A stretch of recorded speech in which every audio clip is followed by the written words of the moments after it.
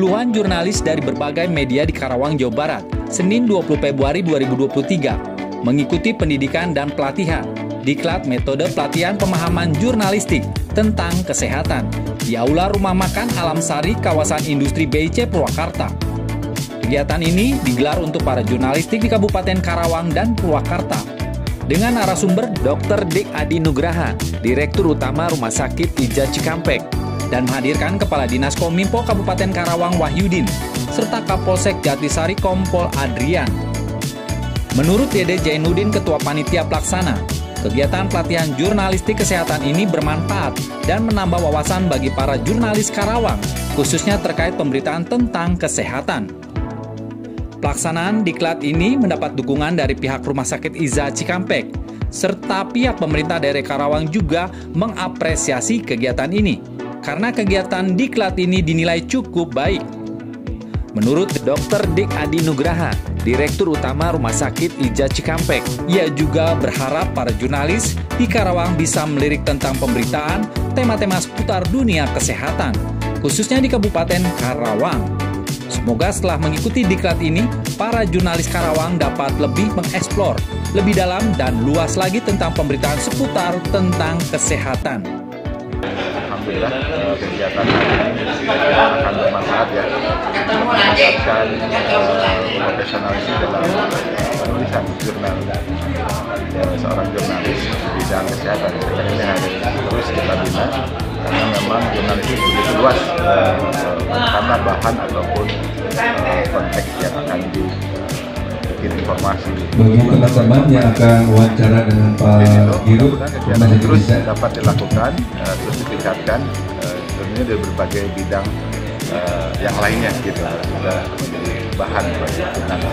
Itu saja, terima kasih. Assalamualaikum.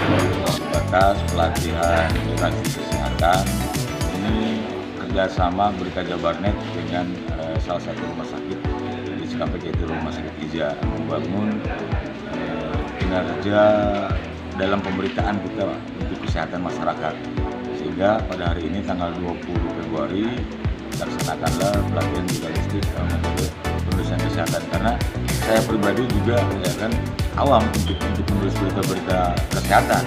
Yang tentunya kita harus menggali potensi keilmuan agar saya pribadi ya kan teman-teman wartawan Berita Jabarnet mampu menulis berita kesehatan ya kan, karena sangat luar biasa banyak sekali ya kan terkait kesehatan itu, yang tentunya yang selama ini saya belum masuk pemberitaan kesehatan, karena penulisan medis ini jangan sampai salah kita menulis penulisan berita medis.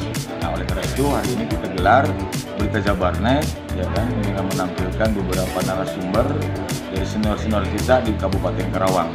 Para pembicaranya ya kan, salah satunya Bang Samosir, kemudian Samono, kemudian dari Jakarta juga ada. Itu kan. Ya, harapannya seperti apa nih Pak untuk para jurnalis tentang pendidikan latihan ya, jurnalistik? Setelah dilakukan pendidikan latihan jurnalistik kesehatan ini ya ada ilmu yang terserap, sehingga kita tidak salah menulis berita terkait tentang kesehatan atau medis. Nah, ini kan ilmu yang luar biasa ya kan, kita tetap harus belajar menyerap ilmu pengetahuan dari salah satu sektor di bidang kesehatan, itu kan. Dari Rumah Sakit Ija sendiri program apa Pak yang sudah dilaksanakan Pak programnya?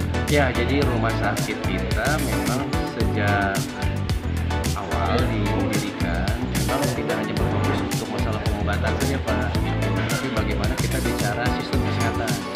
Jadi program yang kita dorong di tahun ini, kita ingin membangun sistem kesehatan khususnya di yang terdekat di wilayah Ija, Karawang Timur. Mudah-mudahan bisa meluas Pak nanti ya, bertemu kemungkinan sampai barat ataupun Jawa Barat sekalipun kita bisa menjadi role model bagaimana sebuah rumah sakit kita tidak hanya bicara masalah pengobatan atau kuratif, kita sudah harus mulai bergerak ke arah pencegahan Pak gitu.